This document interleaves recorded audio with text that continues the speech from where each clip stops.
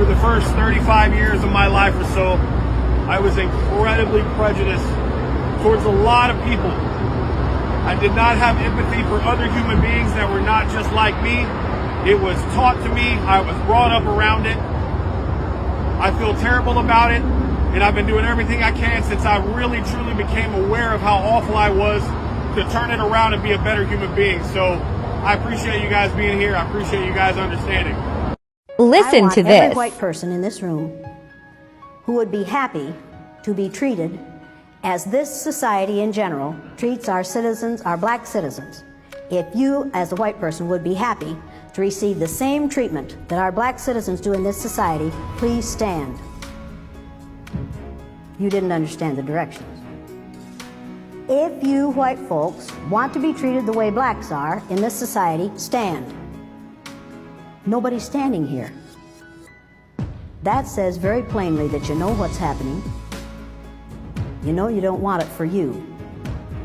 I want to know why you're so willing to accept it or to allow it to happen for others. I 100% agree that the United States owes the black community reparations, and this is why. It's not about white people owing black people. It's not about white people being punished for the sins of our ancestors. In fact, it's quite the opposite. It's about white people standing in solidarity with a community that has suffered grave, egregious injustices at the hands of the United States government.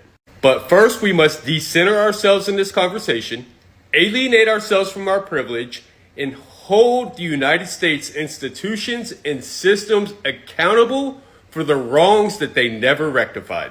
From slavery to black codes, to convict leasing, to Jim Crow segregation, to anti-black housing policies, to mass incarceration, we have never rectified our wrongs as a country.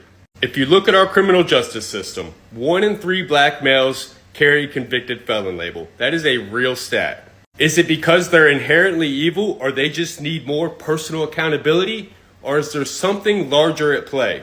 All the data shows, by every statistical measure, the black community has been disproportionately impacted by every institution or system in the United States, from education to healthcare to criminal justice system to banking to housing, which we still have de jure segregation in effect today. And when it comes to housing, neither parties are absolved from this because both parties were responsible for the de jure segregation that we see today.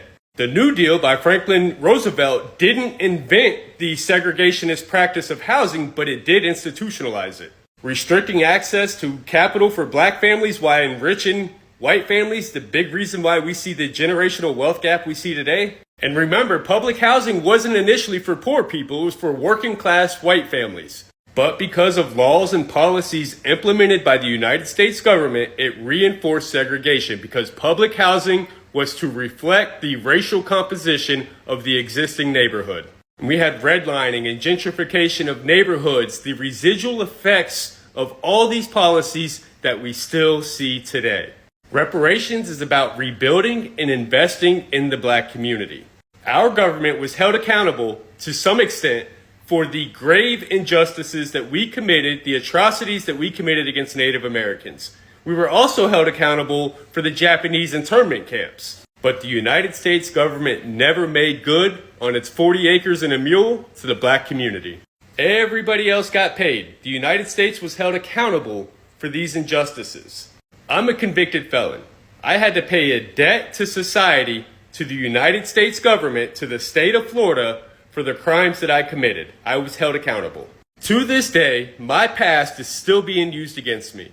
In fact, if I were to go before a judge today, the first thing he would do is bring up my past and say it's probably a pretty good indicator of what my future will be.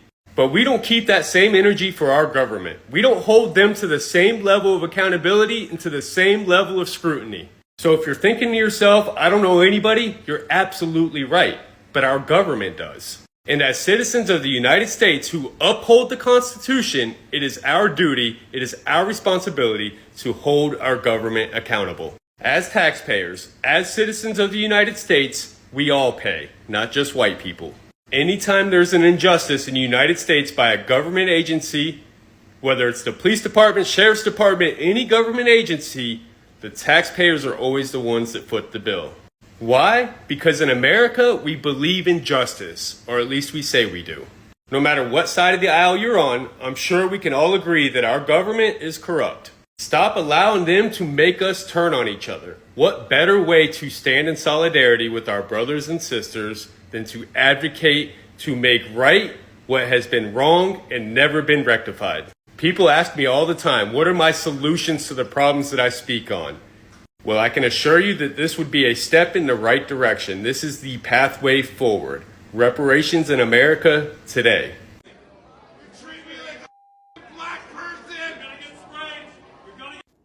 Once again, they know.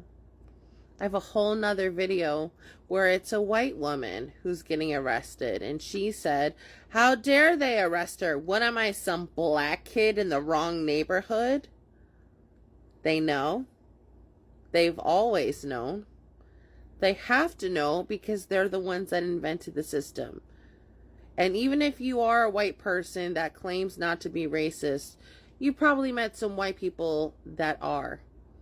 That when there's no POCs around, they tell you how they really feel. They've always known. And now we, as people of color, know that they know. There's no more point to secrets and books and perfect quotes to get them to understand. They know. I think white people are so triggered by black joy because they have zero control over it. And white people are all about control. And anything they don't get to control and manage and dictate freaks them the hell out. They don't get to be the leader.